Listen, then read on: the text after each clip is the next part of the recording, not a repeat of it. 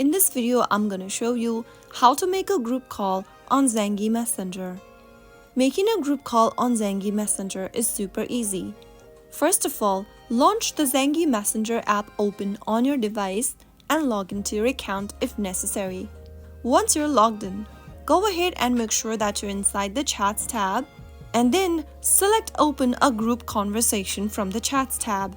If you don't have a group chat yet, you can create one as well. After you open a group, go ahead and tap on the receiver button at the top right corner to make a group call. Right after you do that, you will be able to make a group call. Once initiated the call, wait for all the group members to join in and you can interact with them as they connect. That is how you can easily make a group call on Zangi Messenger.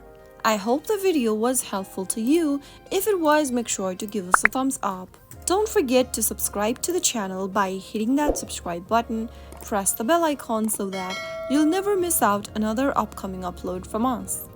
I will be back again in the next video. Thank you for watching.